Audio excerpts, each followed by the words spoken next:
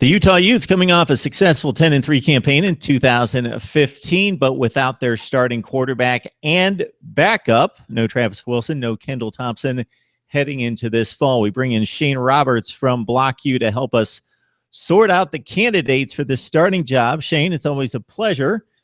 Thanks, Mark.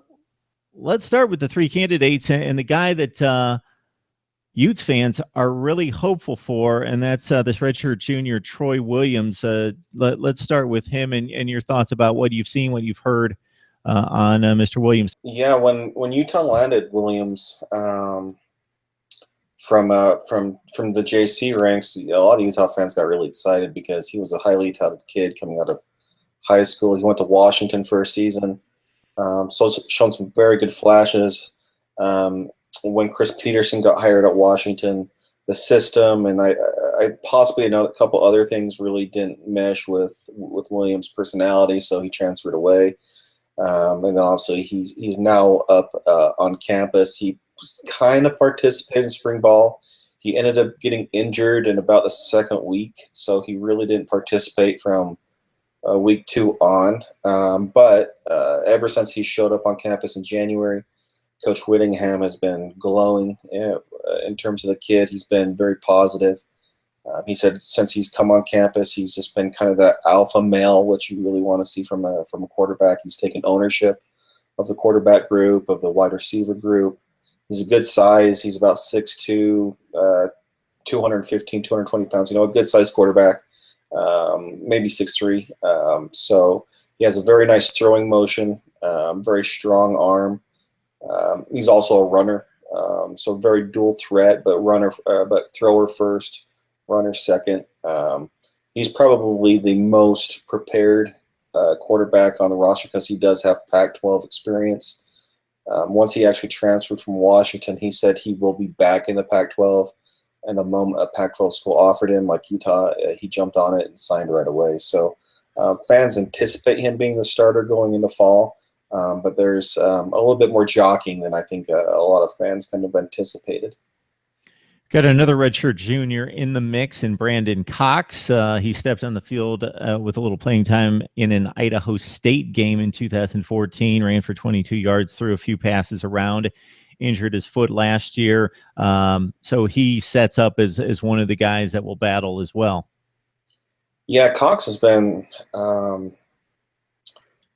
a very interesting case. When Utah landed him, he actually switched commitments from Rich Rodriguez at Arizona and came to Utah kind of as a last-second thing.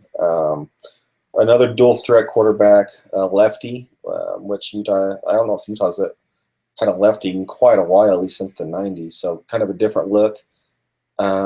Similar kind of styles, Williams, not as strong of an arm. Very much what I like to consider kind of a touch passer, so he's very good at dropping balls into nice spaces, but he's not going to just laser something in there. Going into spring, a lot of fans kind of figured he would be, second, third string, but he actually played very, very well in spring. Surprised a lot of people.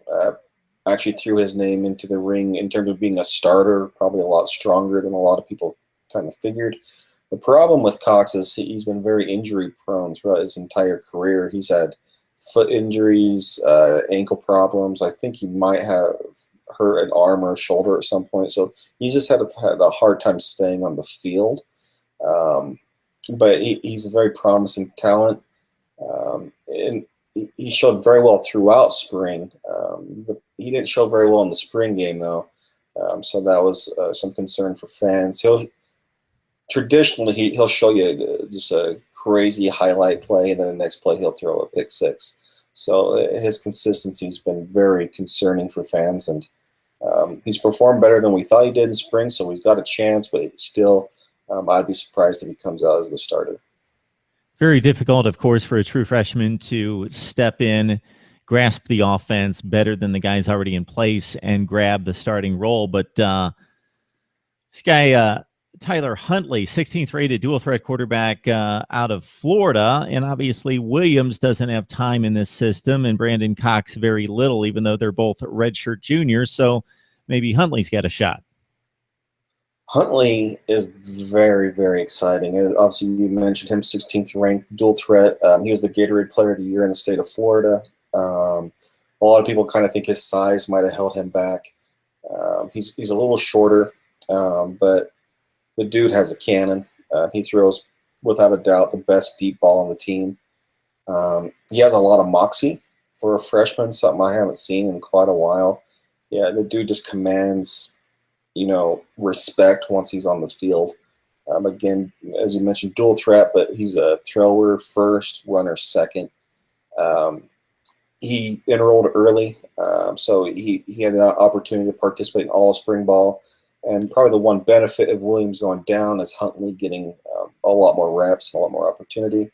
Huntley actually is probably farther along than any of us ever anticipated, including the coaches.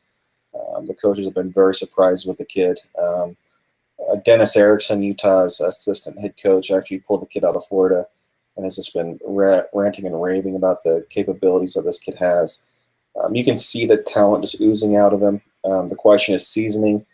Ideally, he redshirts this year, gets the college experience underneath his belt, maybe gain a little bit of weight, get a little bit of bulk on him, and get the playbook down just even better, and then hit their ground running either the 2017 or the 2018 season, depending on the two quarterbacks ahead of him.